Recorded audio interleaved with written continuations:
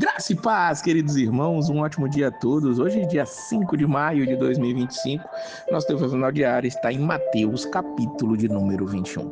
Jesus vai chegar a Jerusalém. Antes de chegar a Jerusalém, ele manda os discípulos à frente para estarem ali buscando um jumentinho.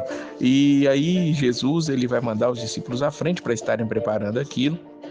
E isso aqui deixa muito claro o que está escrito pelo profeta. O versículo 5 diz assim: Dizei à filha de Sião, eis que o teu rei aí vem, manso, assentado sobre uma jumenta e sobre um jumentinho, filho de animal de carga.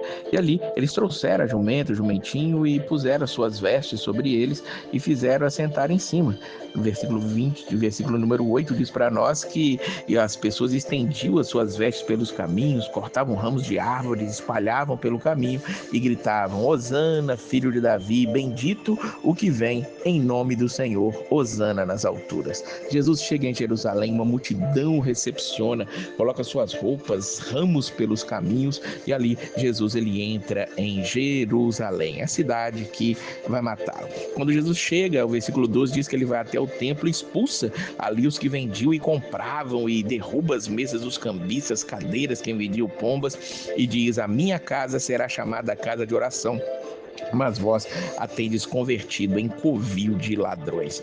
Veja que Jesus ele está ali irado com aqueles homens que estavam ao redor do templo ali, um templo que foi construído para a adoração, para a busca a Deus, onde as pessoas iam para tentar encontrar Deus, e ali aquelas pessoas, muitos vendilhões estavam por ali. Na verdade, aqueles que faziam aquele comércio eram sacerdotes, eram aquelas pessoas que deveriam zelar pela oração, zelar pelo templo. Eles estavam ali fazendo um comércio.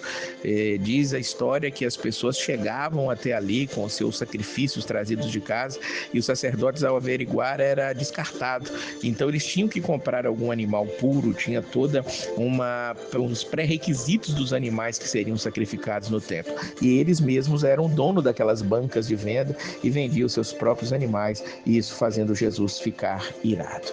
Então os principais sacerdotes, escribas, vendo que Jesus fazia maravilhas e que as crianças estavam cantando Hosana ao filho de Davi, indignaram-se e perguntaram: vocês estão ouvindo o que eles estão dizendo? E Jesus disse: sim, nunca lestes pela boca dos meninos e das criancinhas de peito tiraste o perfeito louvor? Jesus está ali dizendo: sim, eu sou aquele que vem em nome do Senhor. Sim, eu sou o Messias esperado, o Messias para essa nação. Jesus vai então contar algumas parábolas que vão deixar aquelas pessoas mais iradas ainda. No versículo 28, Jesus conta a parábola dos dois filhos, o homem que tinha dois filhos, e ele vai dizer: vai trabalhar na vinha hoje? Ele responde: não quero, mas depois ele vai, e vai dizer ao outro: vai trabalhar na minha vinha hoje? Ele diz: eu vou, e não foi. Jesus no versículo 31 pergunta: qual dos dois fez a vontade do Pai? E eles disseram: o primeiro. Então, em verdade vos digo que os publicanos e as meretrizes entram adiante de vós no reino de Deus, porque João veio a vós no caminho da justiça e não o crestes, mas os publicanos e as meretrizes o creram. Vós, porém, vendo isso, nem depois arrependestes para o crer. Jesus está dizendo àquelas pessoas: vocês foram mandados, disseram que iriam fazer alguma coisa e acabaram não indo, mas publicanos, meretrizes estão se arrependendo e vindo para o reino dos céus, e esses vão entrar diante de vós ali na glória eterna. Jesus ainda vai contar outra parábola. Ele diz: ainda vou contar outra parábola para vocês. O versículo 33 começa: houve um homem, pai de família, plantou uma vinha, circuncidou-a de um valado, construiu nela um lagar e edificou uma torre, arrendou aos lavradores e ausentou-se para longe.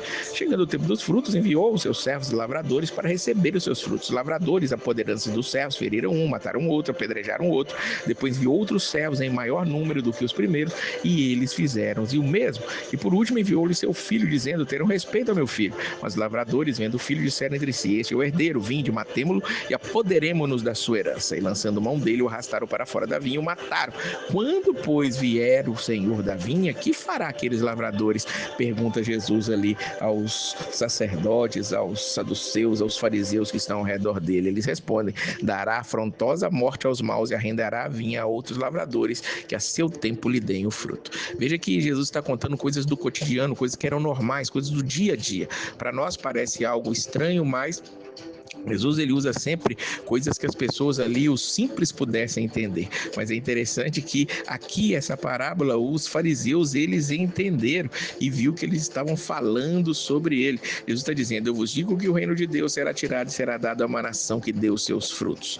E então Jesus está falando sobre eles, entenderam que falava sobre eles, diz aqui o versículo de número 45, e queriam com isso matar a Jesus, prender a Jesus, mas eles receavam porque o povo tinha Jesus como um grande profeta, e se eles se levantam contra Jesus ali naquele momento, com certeza eles seriam linchados pelo povo. Mas veja bem que os fariseus, eles querem destruir a Jesus, estão fazendo de tudo para isso, mas Jesus sempre tem uma palavra especial para isso. Claro, o tempo de Jesus vai chegar, mas ainda não é chegado. As coisas acontecem de acordo com o cronograma celestial. Deus tem um plano perfeito para tudo isso, para esse sacrifício, e vemos aqui Jesus fazendo tudo para a nossa salvação, mesmo enfrentando aqueles homens maus. Que nós possamos buscar ao Senhor, entender o que Ele está falando conosco e nos alegrarmos, porque no fim das contas nós, como os publicanos, como as meretrizes, estamos aqui para ouvir a palavra e nos colocar diante da graça. Os fariseus, aquelas pessoas ali, eles eram autossuficientes e por isso não reconheceram o Mestre. Que nós o reconheçamos e entregamos nossas vidas completamente a Ele. Que Deus abençoe a sua vida, uma semana espetacular, e a paz do Senhor!